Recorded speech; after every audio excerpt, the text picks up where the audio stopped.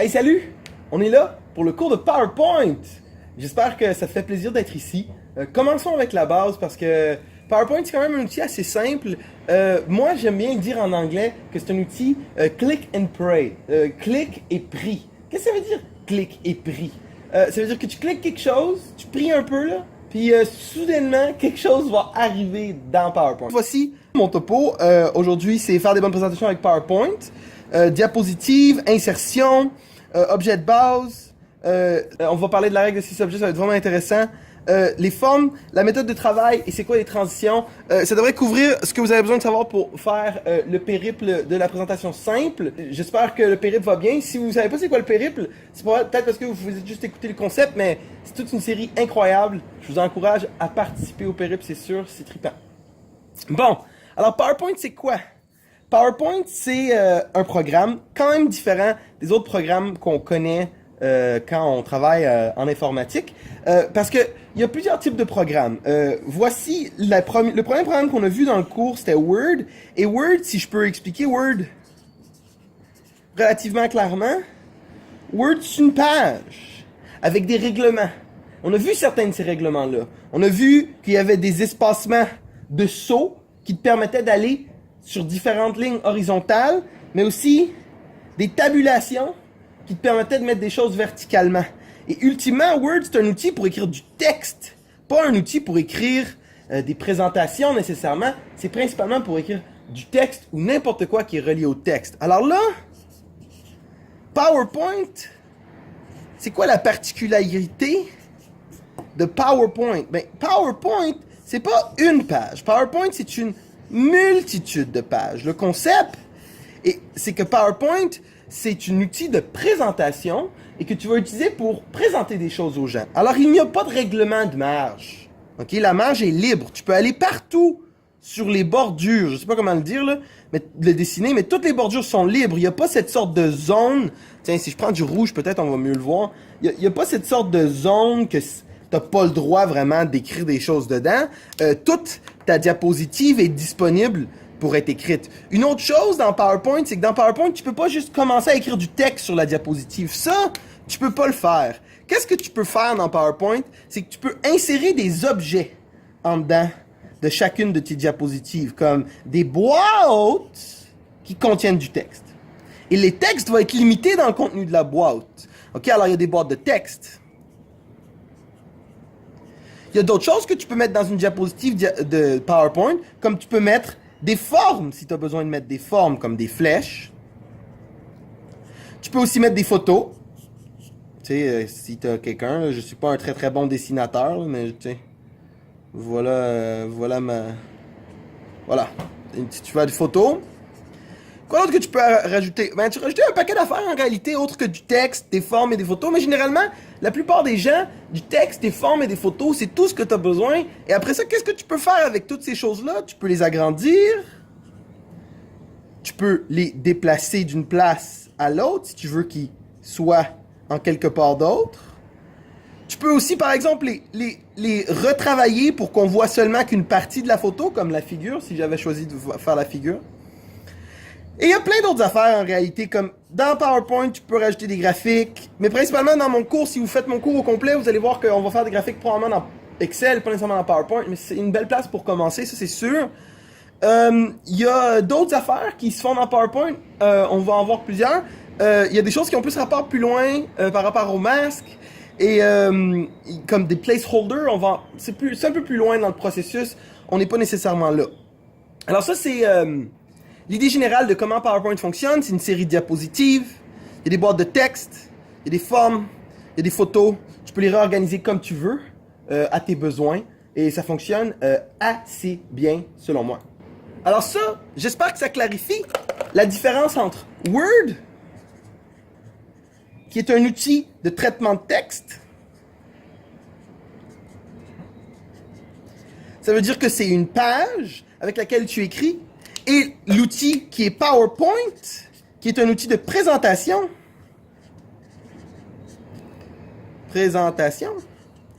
Qui te permet de faire quoi? D'avoir plusieurs diapositives qui contiennent soit des boîtes de texte, soit des formes, soit des photos.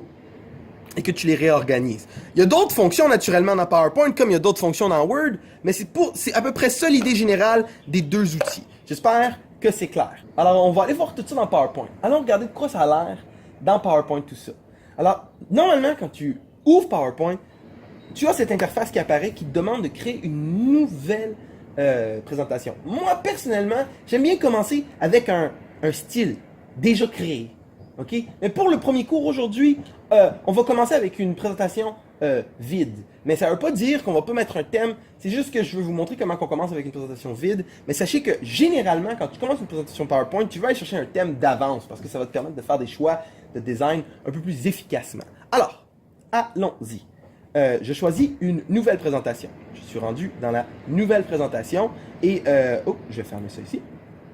Je suis rendu dans la nouvelle présentation et regarde bien toutes les choses cool que je peux faire. Alors, ici, j'ai ma première diapositive et moi, qu'est-ce que j'aime de PowerPoint, c'est que c'est clair, c'est facile. Tu donnes ça à un... Généralement, là, moi, j'ai enseigné à des enfants et quand tu enseignes à des enfants de 6-7 ans là, et tu leur fais juste leur donner PowerPoint, ils sont capables de comprendre quoi faire juste en lisant un peu autour puis en cliquant un peu partout. Et ça, c'est quand même cool. Alors ici, j'y clique et je peux écrire mon titre. Alors aujourd'hui, comme je vous ai dit, il faut choisir des sujets qui vous passionnent. Des fois, ça rend ça plus facile. Moi, je vais choisir la voile. J'aime ça la voile. Je trouve ça bien plaisant. Et ici, je vais cliquer pour ajouter un sous-titre. Au lac Champlain. Parce que c'est principalement là-bas que j'ai fait de la voile et je trouve que c'est vraiment un beau lac. J'aime vraiment ça. Alors, ça, c'est comment j'ai créé ma première diapositive titre. Avant de prendre trop de temps à tout ça, je veux que vous sachiez que ce bouton ici, en bas, dans le coin en bas, c'est ce qui vous permet de commencer votre diaporama. Et votre bouton aussi important à savoir, F5, ça aussi, ça commence ton diaporama. Alors vous voyez, ça commence le diaporama et on peut voir de quoi elle aurait l'air en plein écran, la voile, lac Champlain. Oups. Alors, comment je fais maintenant, parce que j'ai eu une diapositive qui est juste un titre, j'aimerais peut-être avoir une deuxième diapositive qui me donne un peu plus d'informations sur la voile qui me passionne. Alors, je vais parler de mon bateau. Le prochain diapositive, j'aimerais juste que ça soit le mot « mon bateau » et une photo de mon bateau. Comme ça, quand je suis dans la présentation, je peux montrer aux gens que j'ai un bateau et que je l'aime vraiment. En passant, c'est plus vraiment mon bateau. Je l'ai eu pendant un petit bout. Maintenant, j'ai cette belle place au Mexique et je me questionne vraiment si ça vaut la peine d'avoir le bateau et la maison ici. Alors, j'ai juste la maison, j'ai vendu mon bateau. Écoute, continuons avec tout ça. Regarde bien ça. Pour rajouter une nouvelle diapositive, tu vas ici, dans Accueil, et tu peux aller sur Nouvelle diapositive. Si tu cliques sur Nouvelle diapositive, tu peux choisir par exemple une diapositive titre et contenu. Sache qu'il y a aussi d'autres types de diapositives, et on va discuter de ça quand on va discuter de thèmes et de gabarits dans le prochain vidéo PowerPoint. Alors ici, je vais dans titre et contenu. Ouh! Yeah! Je suis dans titre et contenu, me voilà. Et qu'est-ce que je voulais faire? C'est que je voulais juste mettre un titre. Le titre, c'était Mon bateau. Alors, je clique dedans et je tape mon bateau. Deuxième chose à faire, il faut que j'aille ici, cliquer pour ajouter du texte. Et moi, c'est pas du texte que je vais ajouter. Regardez ici, il y a un bouton Images. Il y a comme 4 manières de rajouter des images dans PowerPoint. Ok? Êtes-vous prêts? Je vous les montre toutes. Soit vous pouvez cliquer sur ce bouton-là, Images. Soit vous pouvez copier avec CTRL-C quelque part une image sur Internet et CTRL-V pour la coller. Vous pouvez aussi aller sous Insérer, Image et la mettre. Et finalement, il y a une autre type de manière, et celle-ci, probablement pas la plus commune de la gang. Regardez qu'est-ce qu'on va faire. Oups, ça c'était une petite erreur. Qu'est-ce qu'on va faire? Je vais juste aller sur mon bureau. Je ne sais pas si vous savez comment aller sur votre bureau, mais je vais sur mon bureau, je me donne un peu d'espace ici. Et la quatrième manière de le faire, c'est probablement une manière que peu de gens connaissent, mais moi je trouve très confortable. Si vous avez les photos sur votre bureau, comme moi je les ai ici, vous pouvez tout simplement prendre la photo sur votre bureau et la cliquer, la conserver et l'amener dans votre PowerPoint et elle va s'insérer dans votre PowerPoint automatiquement. Moi, je trouve ça super cool, cette manière de travailler. Alors, vous voyez, j'ai réussi à insérer mon bateau là. Et qu'est-ce qui est cool maintenant dans le nouveau PowerPoint, c'est qu'il donne des idées de conceptualisation et en réalité, ils sont pas mal cool, ces idées-là. En réalité, ils sont pas mal cool, ces idées-là. Je pourrais les activer pour voir qu'est-ce qu'ils vont me proposer. Moi, je suis pas mal sûr qu'ils vont être cool, là, parce que je les ai déjà vus. Mais mon Internet fonctionne pas super bien. Alors, c'est pas grave. Si vous les avez, essayez-les, ils sont cool. Mais j'ai mon bateau, j'ai la photo, c'est une belle slide. Est-ce que je peux voir le diaporama? Absolument, j'appuie sur le bouton. Et ensuite, je peux voir un et avant. Si vous voulez commencer du début, ou si vous voulez aller d'une diapositive à l'autre, vous utilisez les flèches sur votre clavier, la flèche à droite puis la flèche à gauche. Et si vous voulez sortir, vous pouvez faire échappe sur votre clavier, ça revient à votre présentation. Alors flèche à droite, flèche à gauche et échappe, des flèches très utiles quand tu fais une présentation. Ça fonctionne. Aussi, rappelez-vous que la touche F5 démarre votre présentation. Alors ça me semble que c'est assez d'informations pour qu'on discute de ces raccourcis-là, parce qu'il y en a quand même plusieurs.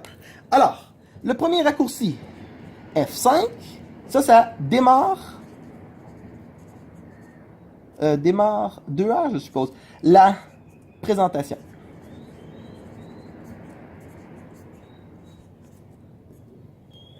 Voilà, je démarre la présentation. Ensuite, qu'est-ce qu'on va faire? L'autre raccourci qu'on a discuté, c'est que quand tu es dans la présentation, tu peux utiliser le bouton flèche par la droite sur ton clavier pour aller à la prochaine diapo. Mais qu'est-ce que peu de monde savent, c'est que tu peux utiliser la flèche par la gauche pour aller à la dernière diapo.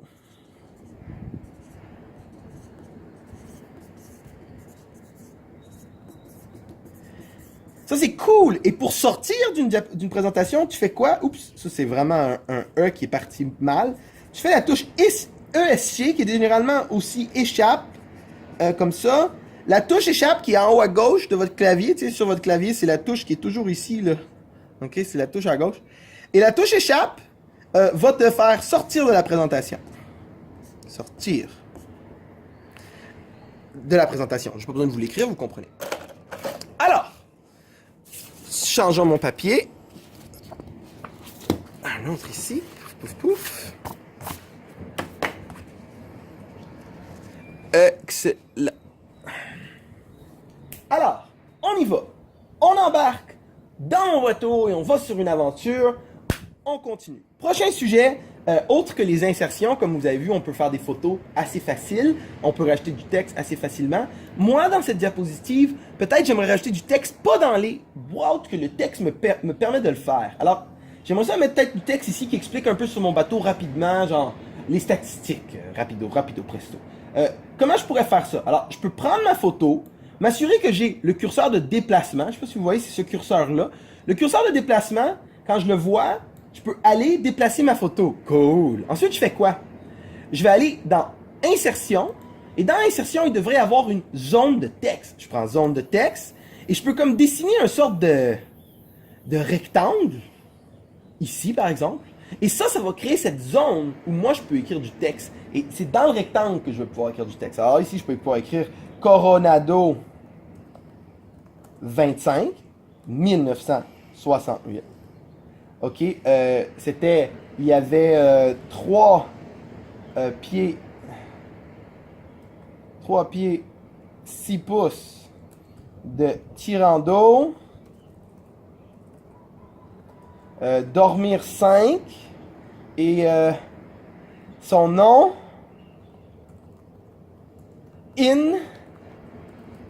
Indiana James. Et j'ai réussi à rajouter cette sorte de boîte de texte super cool. C'est une boîte de texte qui fonctionne comme dans Word. Tu peux aller agrandir certaines zones de texte, changer la police de ce texte-là si tu veux pour une autre police. Et ça te permet d'avoir les mêmes sortes de formats que tu as dans Word, mais dans PowerPoint. Maintenant, la troisième insertion qu'on peut rajouter, je vous ai dit qu'il y avait des zones de texte, je vous ai dit qu'il y avait des photos. La troisième, c'est des formes. Si vous allez ici dans Accueil, il y a le bouton Formes et il y a toute une quantité de formes intéressantes. Si je peux discuter rapidement des formes et des contrôles qui viennent avec une forme, je vais prendre cette flèche ici, la flèche vers la droite comme ça. Je la clique. Une fois que je la clique, mon curseur change pour cette sorte de croix. Cette croix, ça veut dire que maintenant je peux dessiner. Alors je clique, je dessine. Et une fois que je dessine, ça fait cette flèche. Vous voyez, j'ai cette vraiment belle flèche. Qu'est-ce que je peux faire avec ma flèche? Je peux faire plein de choses, incluant la faire rotationner pour qu'elle aille dans la direction que je veux. Comment je fais ça? C'est que je vais sur le bouton de rotation. Il y a aussi ces sortes de contrôles jaunes. Les contrôles jaunes te permettent d'agrandir la flèche et de rétrécir la flèche de certaines manières. Il faut toujours se rappeler que les coins te permettent de changer la taille des deux côtés aussi, de la même manière que vous pouvez utiliser les milieux pour changer seulement la largeur ou la hauteur. Et ça vous permet de faire des formes. C'est très utile les formes parce que ça vous permet de mettre de l'importance sur de l'information. Peut-être vous voulez réorganiser les choses et vous remarquez que peut-être qu'avec un peu de réorganisation, ça peut avoir l'air quand même assez cool. Là, je n'ai pas fait la meilleure job au monde, mais tu sais, ça c'est pas pire ça, puis peut-être je peux mettre ça comme ça. Bam! Et là, j'ai fait une sorte de diapositive où j'ai mis un texte, une forme et une photo. Hey, moi je trouve ça super cool. Alors, ça va bien. On a discuté des diapositives, on a discuté comment les insérer, on a discuté de nos objets de base. Jusque-là, on comprend, ça va bien. J'espère que ça va bien et que tu comprends. Faire une bonne présentation PowerPoint. Moi, j'ai vu une vidéo sur Internet en anglais faite par un homme qui vient, j'ai pas envie de me tromper, un pays scandinave. Et il y a une compagnie qui fait des présentations PowerPoint pour des gens. Et il nous a donné une série de concepts cool pour faire une bonne présentation. Une des choses qu'il nous a proposé, c'est une idée,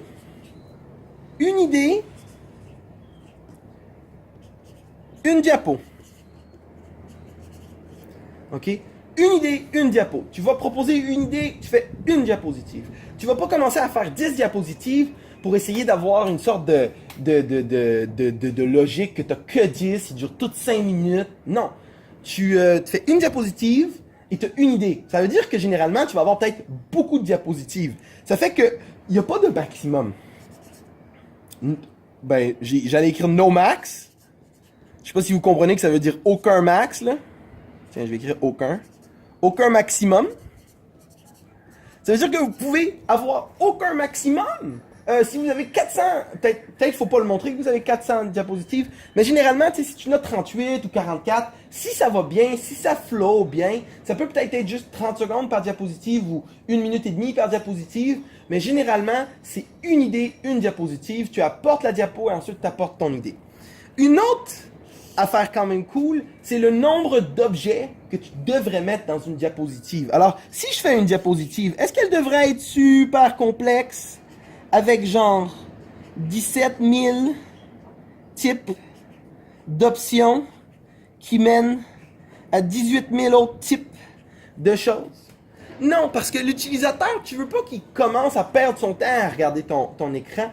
Tu veux que ça soit efficace. Et selon cet homme-là et sa recherche, la logique, c'est que tu peux que avoir un maximum de 6 éléments dans ta diapositive. Sinon, les gens vont perdre beaucoup de temps à regarder tes diapos. Moi, je te conseille de faire ça, ok, d'essayer d'avoir que 6 éléments, de ne pas réfléchir à votre maximum, de mettre une idée par diapo et d'éviter les phrases.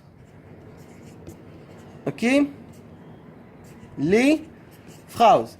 Ça, selon moi, ça devrait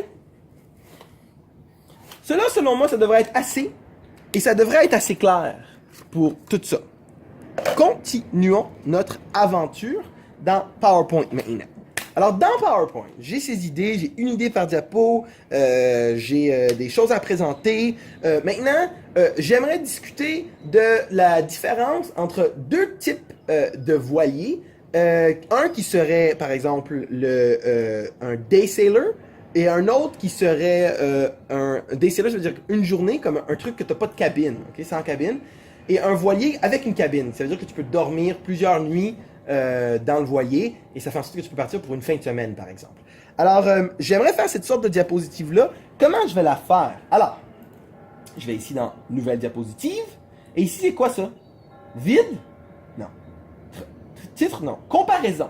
Si je clique sur comparaison, ça va rajouter une nouvelle diapositive qui est comparative. Alors, qu'est-ce que ça veut dire une diapositive qui est comparative? Ça veut dire que ici, je peux écrire, par exemple, comparaison voilier, comparaison premier voilier, parce que peut-être vous voulez en avoir un voilier. Hein? Alors, il y a les sans cabine et les avec. Oups, sans cabine. Les avec cabine.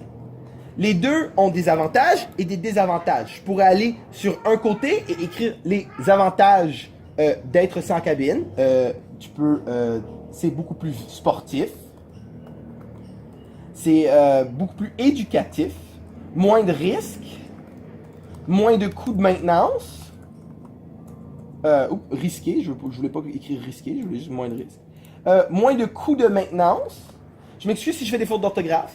Contrairement à des cabines qui sont qui est cool parce que tu peux partir pour une fin de semaine. Une fin de semaine. Coûteux. Là, vous voyez, je m'en vais sur une aventure où je vais commencer à mettre probablement plus que 6 éléments. Alors ici, peut-être que ce serait un bel exemple de pourquoi il ne faut pas faire 3-4 diapositives. Là, je m'en vais, j'ai beaucoup d'éléments sur ma diapo. Moi, je propose que soit j'en mette 3 de chaque côté, ou que j'en mette 6 dans un et 6 dans l'autre, et que je sépare ça en 2 diapositives. Alors, c'est-tu difficile de les séparer si c'est ça le plan? Non. Qu'est-ce que je vais faire? C'est que je vais rajouter une autre diapositive, qui est une titre et contenu, et une autre diapositive, qui est une titre et contenu. Les deux, ils vont être là. Je vais repartir, et je vais choisir le titre ici. Je vais écrire le titre ici. Et je vais écrire peut-être sans cabine. Et ensuite, je vais revenir ici et je vais copier tout ça. Je vais prendre le texte, je vais le copier, je vais aller ici, je vais le coller. Ensuite, je vais faire la même chose pour le deuxième. Je vais repartir ici, je vais peut-être prendre le titre. Là, je vais prendre le titre celui-là parce qu'il est plus complet. Je fais CTRL-A pour tout choisir dans la boîte, CTRL-C pour copier. Je repars ici, je choisis la boîte, je fais CTRL-C, je le copie, je l'ai collé, super. Et finalement, je vais aller chercher mon texte ici. Je prends ce texte-là, je le copie, je le colle. Encore CTRL-A pour tout choisir, CTRL-C pour copier. Je vais ici, je clique CTRL-V pour coller et j'ai collé mon texte. Et là, ça me retrouve avec 2 diapositives avec des idées un peu mieux organisées et j'ai pas besoin d'avoir comme plein de choses qui sont difficiles à discuter dans ma présentation. Et je peux ensuite supprimer mon autre diapositive en faisant right-click, clic droit, supprimer la diapositive. Alors, vous savez comment ajouter des diapositives, comment supprimer des diapositives, comment mettre du texte, comment faire des diapositives différentes. J'espère que c'est clair et que ça fait du sens pour vous, tout ça, parce que c'est quand même relativement élaboré. Alors. Nous avons discuté de quand même beaucoup de concepts cool. J'espère que pour le moment, PowerPoint est encore clair et c'est encore bon. J'ai quelques conseils à vous donner quand ça vient à la méthode de travail, quand ça vient à copier-coller et à faire ces choses-là. Alors, voici mes conseils. Je vais rajouter une diapositive vide. Et qu'est-ce que je vais faire? C'est que dans cette diapositive vide, je vais insérer une forme. Je vais prendre cette forme et je vais dessiner une sorte de rectangle. Avec mon rectangle, qu'est-ce que j'aimerais faire? C'est prendre mon rectangle et en créer 4, l'un en dessous de l'autre, qui sont des copies l'un de l'autre.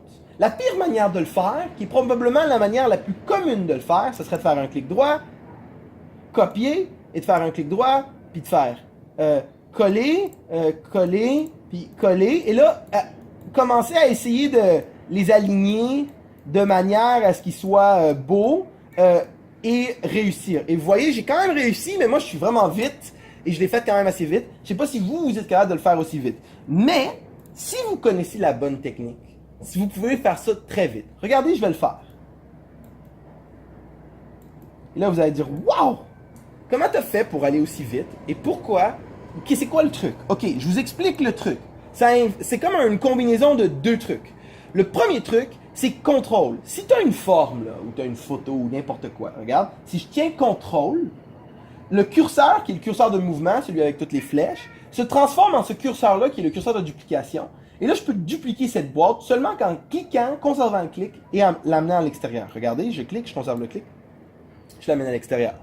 Ça fait que tu peux dupliquer très facilement beaucoup de choses. Ça fonctionne aussi dans Word en passant ce truc-là, puis ça fonctionne dans Excel. Hein. C'est quand même des trucs cool qui fonctionnent partout. Regardez ici, je reviens à ma diapositive avec ma photo. Si je prends ma photo, je tiens CTRL, je le conserve. Regardez, je peux créer des duplicats de ma photo, pas de problème, grâce à la touche CTRL. Est-ce que ça fonctionne avec du texte aussi? Oui, regardez, je peux prendre ce titre, trouver le curseur de mouvement, pas le curseur de texte, le curseur de mouvement, faire CTRL, et regardez, je peux dupliquer toutes ces boîtes-là en plusieurs copies grâce à la touche CTRL. Là, je vais faire un raccourci important pour enlever toutes ces choses que j'ai faites là. Regardez, CTRL-Z, CTRL-Z, CTRL-Z, CTRL-Z, CTRL-Z, Z, Z. CTRL-Z, c'est pour quand tu fais trop de choses et tu veux enlever les erreurs que tu as faites, ça enlève la frappe. C'est un bon raccourci CTRL-Z, c'est probablement le plus utile de la gang. Alors, j'ai cette boîte. Qu'est-ce que je veux faire avec? J'aimerais la déplacer dans ma page aussi. Mais quand je la déplace, c'est dur de garder la souris pour qu'elle reste bien alignée. Tu vois, quand je descends, ça va toujours un peu à gauche, toujours un peu à droite. J'aimerais ça que ça descende droit. Et c'est ça que la touche Shift, la touche flèche par en haut, majeure, je pense que ça s'appelle en français, mais je vais dire Shift tout le long. Hein. Je m'excuse si vous n'aimez pas l'anglicisme, mais Shift me semble c'est clair. Puis aussi, vous devriez connaître les termes anglais, c'est ça qui est bon sur Google de toute manière. Alors, j'utilise Shift, je tiens la touche Shift, et regardez, je ne peux pas désaligner, même si ma souris va de gauche à droite, la boîte, elle, reste dans son axe. Alors, si la touche CTRL-copie et la touche Shift garde en ligne, ce serait très facile pour moi de faire 4 boîtes qui sont alignées parce que je tiens CTRL, je tiens Shift. J'amène la première boîte, elle descend. J'amène la deuxième boîte et j'amène la troisième boîte. Et bam, ils sont toutes là. Mais là, mettons que je voudrais remplir toute la boîte, est-ce que ça serait difficile? Non, regardez, je fais CTRL A, j'ai pris toutes les boîtes, je fais CTRL Shift, et là, regardez, je peux prendre ça. Et là, qu'est-ce que je peux faire? CTRL A, CTRL Shift, et là, je peux amener tout ça comme ça. Et là, j'ai peut-être pas besoin de tout ça, fait que je choisis tout ça. Et là, CTRL Shift, et drag, et j'ai tout. Et là, une fois que j'ai tout, qu'est-ce que je peux faire? Je peux les grouper. Ils sont tous groupés dans un, et je peux l'organiser pour l'aligner au milieu et l'aligner au centre. Et là, maintenant, j'ai réussi à créer ce sorte de quadrillage parfaitement centré dans ma feuille grâce à des outils d'alignement et à des outils. Pour vous faire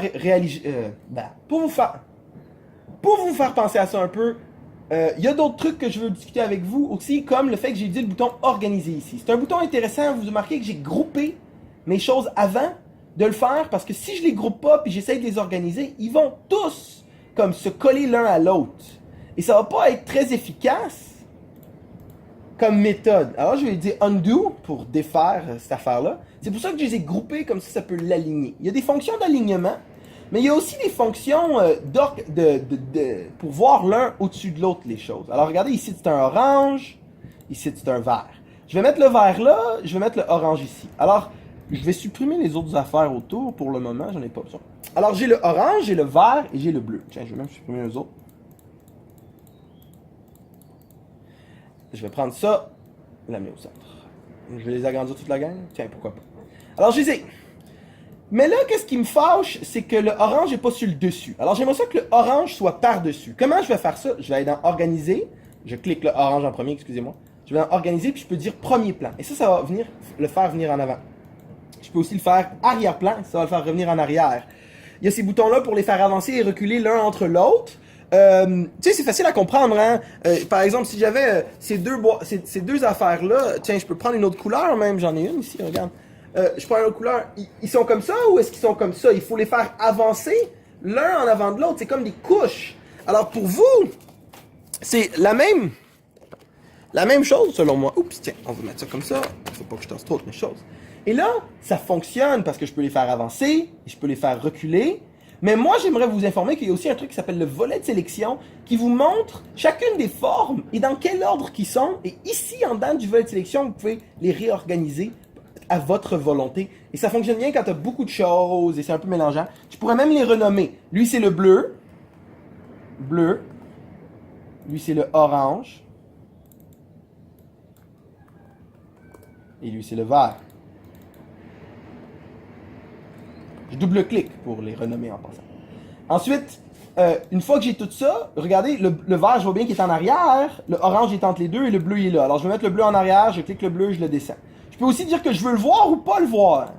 Ça me permet de travailler bien avec mes formes et avec mes objets, d'avoir le volet de navigation qui est accessible dans le bouton Organiser. Alors j'espère que vous aimez cette partie-là où je vous apprends à travailler un peu plus efficacement avec PowerPoint grâce à des outils utiles comme CTRL pour faire un duplicat, Shift pour garder la chose droite, Shift aussi intéressant quand tu fais des flèches. Avez-vous déjà essayé de faire une flèche? Et elle voulait juste pas rester droite. Si vous tenez la touche Shift, la flèche obligatoirement elle reste droite dans les deux directions, pas la flèche, la ligne, dans les deux directions que tu les dessines. Ça fait que tu n'as pas besoin à penser si c'est parfaitement droit, ça va le faire automatiquement.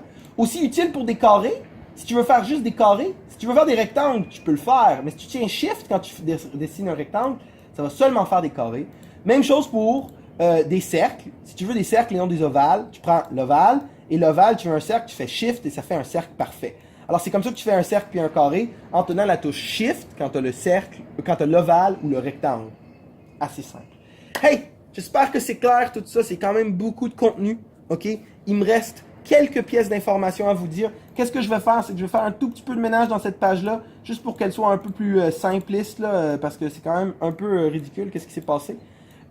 Et là, je vais vous montrer quelque chose de super important qui s'appelle les thèmes. Les thèmes et les styles, c'est que tu peux aller dans création et tu peux choisir un thème. Et si tu choisis un thème, ça va altérer toutes tes diapositives. Si vous regardez sur le côté, toutes mes diapositives sont changées. Et si je prends un différent thème, tout mon concept de diapo va changer, les couleurs, c'est vraiment incroyable le nombre de choses qui vont arriver.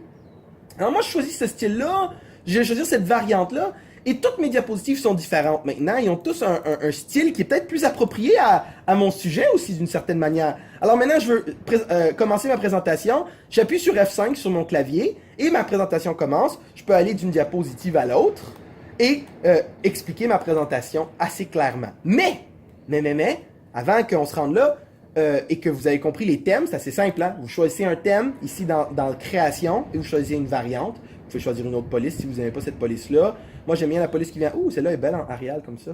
Oh, je vais mettre Arial. Tiens, ça change Arial partout.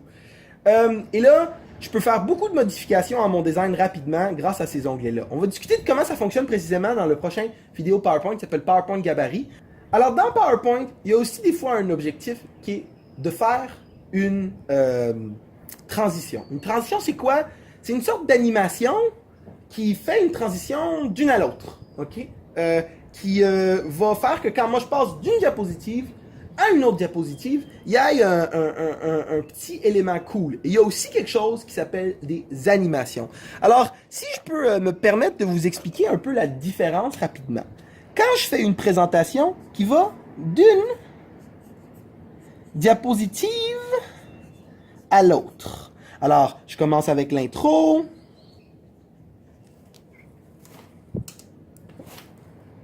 Je commence avec l'intro. Ça enregistre, oui. Je commence avec l'intro. Ensuite, je vais à mon bateau. Quand je vais d'une diapositive à l'autre, moi, je peux rajouter une transition. Si je rajoute une transition, ça veut dire que quand je vais passer d'une diapositive, la diapositive va faire une animation quelconque. Elle va peut-être tourner. Puis ensuite, elle va arriver à la prochaine. Et ça sera comme une sorte d'animation, mais entre tes diapositives. Ça s'appelle des transitions. Mais il y a une autre chose qui existe qui s'appelle des animations. Et ça peut devenir un peu mélangeant parce qu'ils font des choses différentes. Les transitions, c'est pour une diapo à l'autre. Les animations, comment ça fonctionne? C'est qu'en dedans de ta diapositive, tu as des objets et tu aimerais peut-être que tes objets se déplacent pour aller dans une autre manière pendant la présentation. Ou peut-être que vous aimeriez que des choses apparaissent pendant que vous faites la discussion. Alors, il y a ces options-là dans PowerPoint de faire des animations dans tes diapositives, mais il y a aussi l'option dans PowerPoint de faire des diapositives qui vont de l'une à l'autre. Il faut faire attention avec ces choses-là parce que c'est très facile d'avoir l'air enfantin, c'est très facile d'avoir l'air immature et de pas faire une présentation qui a l'air professionnelle parce qu'on va abuser soit sur les transitions, soit sur les animations. Moi, je vais vous en montrer quelques-unes, mais je vais essayer de vous rappeler le règlement quand vous faites ces choses-là. C'est KISS, hein, et eux autres, tu sais, généralement, les gens, ils disent pas le dernier parce qu'ils veulent être respectueux, puis je pense qu'ils ont bien raison d'être respectueux. Alors, le premier, c'est Keep It Simple. OK? Le deuxième S, les gens qui savent pourquoi, vous allez le trouver. Mais Keep It Simple, c'est pas important parce que en le gardant simple, les gens vont pas perdre l'attention parce que tu as fait quelque chose de trop impressionnant. Alors ça, c'est un conseil que je peux vous donner qui est pas mal important. S'il vous plaît, gardez ça simple. Mais maintenant, qu'est-ce qu'on va faire? C'est qu'on va aller dans PowerPoint et on va directement essayer de faire des animations, faire des transitions pour que ça soit bien cool. Bon, alors on rentre dans PowerPoint. On arrive dans PowerPoint. Et dans PowerPoint, moi ici, j'ai une diapositive quand même intéressante, qui est celle de mon bateau. Et je vous donne une idée de qu'est-ce que j'aimerais qu'arrive dans cette diapositive qui serait cool. J'aimerais ça que, par exemple, quand j'arrive dans la diapositive, il y ait juste la photo. Ensuite, qu'il y ait le texte qui apparaît quand je clique et que le sorte de flèche, elle vole. Elle vole comme ça. Ouah! Puis elle pointe sur l'information. J'aimerais ça que ça fonctionne, ça. Est-ce que ça serait difficile? Non. Il faut utiliser les animations. Alors, allons-y. La première animation que je vais faire, c'est que je vais choisir de faire apparaître mon texte. Alors, mon texte est ici. Je vais le cliquer et je vais cliquer apparaître. Et ça que ça va faire, c'est que ça va faire que mon texte il est pas visible quand la diapositive commence, parce que j'ai fait une apparition. Mais aussi, j'aimerais aussi que cette flèche fasse une entrée brusque. Une entrée brusque. Vous voyez, la flèche va faire une entrée brusque. Je réalise peut-être que je peux pas faire cet angle cool, mais c'est possible en passant. Quand on va faire une vidéo d'animation un peu plus avancée, vous allez remarquer que ça fonctionne. Alors là, j'ai une entrée brusque et une apparition. Alors, regardons, faisons l'essai. J'y commence. Il n'y a rien. Je clique. Ça l'apparaît. Je clique. La flèche arrive. Le problème dans tout ça, c'est que moi, je voulais que la flèche arrive aussitôt que le texte apparaisse. Alors, pour faire ça, je vais changer que la flèche, l'animation 2, soit pas au clic, elle soit avec la précédente. Et regardez ça maintenant, c'est écrit, peut-être après la précédente. 1. Ça veut dire qu'elle va arriver en premier, puis elle va arriver en deuxième. Regardez, j'y vais, je commence la présentation. Alors là, je parle de mon voilier, je dis mon voilier est beau. Oups, excusez-moi. Je commence la présentation. Alors là, je vous dis, mon voilier est beau, c'est un beau voilier, c'est un Coronado 25. Vous voyez ici, je vais mettre les statistiques à l'écran. Et le truc est arrivé, l'animation était là. C'était super beau. Alors, c'est comme ça qu'on fait des animations. Dans l'onglet Animation, on choisit notre forme, on choisit ce qu'on veut qu'elle fasse. Ensuite, il suffit de le cliquer et elle va le faire. Ensuite, vous pouvez choisir quand elle démarre. Et vous pouvez aller dans le volet d'animation, qui est ici un peu élargi, pour modifier votre animation. C'est super cool ce que vous pouvez faire maintenant grâce aux animations dans PowerPoint. Alors, si ça vous intéresse, je vous conseille de regarder ça. Il y a aussi toute une nouveauté dans le monde des transitions. Il y a des gens qui aiment bien Prezi parce que ça a des animations vraiment cool, mais écoute, PowerPoint maintenant aussi, il y en a des vraiment cool, mais moi, je les trouve toutes pas professionnelles. Moi, je pense qu'il y a Fondu, puis That's It. C'est le seul que tu peux utiliser. Fondu, peut-être, si t'es chanceux, je te conseille peut-être balayer. Mais on n'est pas Star Wars, nous autres, on est Fondu, ok? Alors, c'est ça qu'on veut. Je veux pas que vous pensiez que vous êtes soudainement dans Star Wars, puis vous pouvez faire des sortes de transitions comme ça. Non. Fondu, c'est à peu près la seule qui fonctionne. Mais il y en a plein, hein, puis il y en a des vraiment épeurantes. Là. Je sais pas si mon ordi est capable de gérer ça, puis la vidéo en même temps, mais je sais pas si vous avez vu Alvéole, là, mais c'est vraiment arrogant, là. Ou Ondulation, là. C'est vraiment grave, là. Vous pouvez pas dire ça n'a pas d'allure. Personne va écouter. Il y en a des nouveaux qui sont vraiment impressionnants. Je sais pas comment ils les ont fait, comme Rideau. Regarde comment c'est beau. Wow. C'est vraiment impressionnant. Pour vrai, je suis vraiment fier de Rideau. Mais encore une fois, je trouve ça un peu too much. Il faut rester minimaliste mais discret, je pense. C'est pour ça que je pense que discret, c'est les meilleurs. Des fois, il y en a des un peu impressionnants, comme la grande roue. C'est du contenu dynamique. Ça fait des choses de fun. Et si tu aimes vraiment ça, tu peux l'appliquer partout. Alors, je prends ma transition, je l'applique partout.